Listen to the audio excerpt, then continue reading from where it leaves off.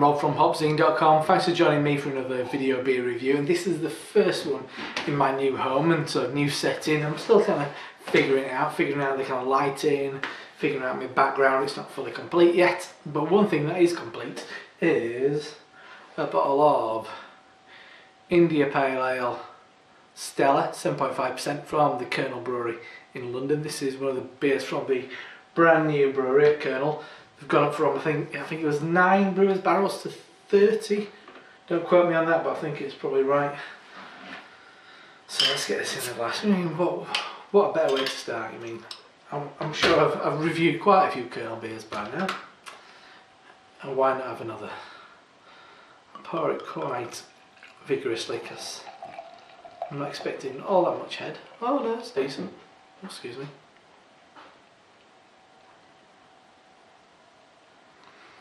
And from all accounts, I don't think there's as much kind of muddy sediment in these new beers from the new brewery as there were in the past. I mean, they've got a bottling line and everything now, so you can see the labels are printed now, opposed to the stamped ones. And one thing that Simon on the Real Ale Guy pointed out was they've got it says drink fresh on the back, and I think it's got a drink by date and stuff on it, which, oh yeah, it does. This is brewed on and best before, and it's only a 4-month period, which is perfect. I mean, this type of brewery should be making those kind of like concessions. I mean, it's making those kind of demands on the drinker.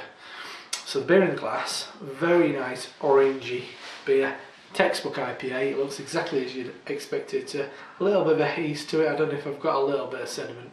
Bit of a cloudiness to it in there, kind of a haze hanging around in the middle, a nice kind of tight, kind of white foamy head. Brief, but kind of it's sticking around. Let's have a sniff. I had a tweet from Evan, the head brewer, earlier, and wonder if it's going to deliver what he kind of said. Yeah. Well, the thing he said in his tweet was, it reeks of pineapple. And it really does. It's got a lovely fresh pineapple, and more that kind of pineapple core, that slightly greener edge. It's got a lot of fresh pine, grapefruit flesh, fleshy orange, fleshy lemon, really big, juicy. Ooh, I had to swallow then because I'm really salivating. Yeah, fresh, fruity, citrus, good amount of pine. But yes, definitely, as he said, reeks of pineapple. It really does. It's a wonderful smelling beer. Anyway, let's dive in. Cheers.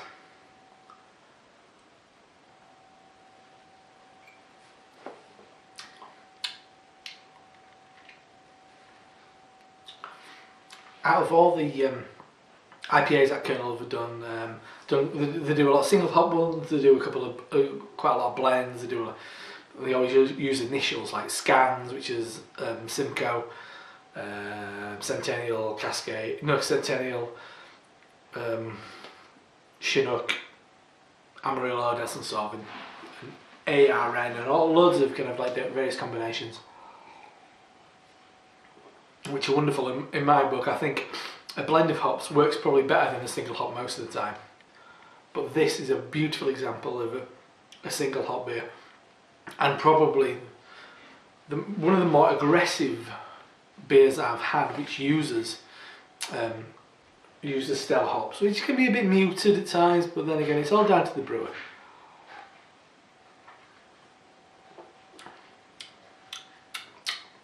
Yeah, quite tart, fleshy, slightly tart, astringent grapefruit.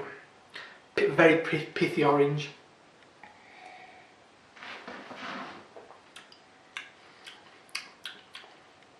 You might have noticed I'm looking at myself in my little screen. That you've noticed exactly right. That is my fermentation vessel. That's my fermenting bucket.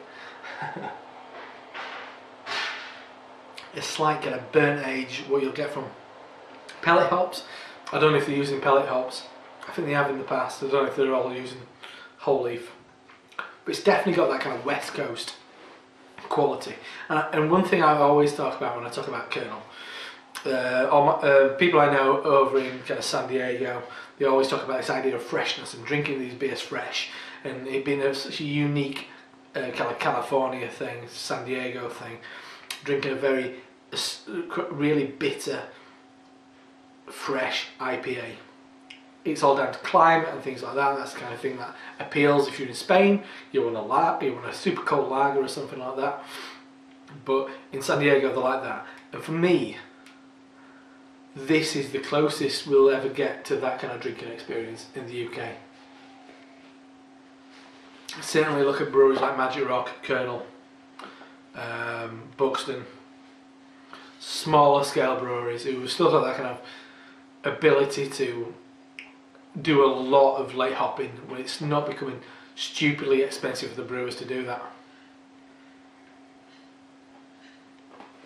And this is certainly on par, and in my books, better than Ryan if you're watching it. This is better than pure hoppiness from from Alpine. It's not as, it's got that evergreen quality. It's not too heavy on that. Was it tea something? It's a reference to hop pellets. It's got a specific green, evergreen quality for me. It's got a bit more of a fruity quality to it. Still got that bitterness. Still got that kind of a pungency. Still got that dryness and bitterness, definitely. But drinkable. It's got the English drinkability. It's got those American taste sensibilities, and it's an absolute cracker. This can stand up against any IPA in the world. I've had a lot of the big guns. As I said, Alpine, Pure Hoppiness, Pliny the Elder, Wipeout IPA, Race 5. This stands up, and this is single hop. I mean, another cracking single hop from America, which I'll give all credit to, is Bell's Two Hearted. That is a cracker. Single hop, but do it right. Blend's always amazing, but do it right. That single hop, it is beautiful. So as I ramble on, that is a bottle of Kernel Brewery from London. It is their India Pale Ale, Stella, 7.5% ABV, an absolute winner. Up there with, this is top bracket IPA quality.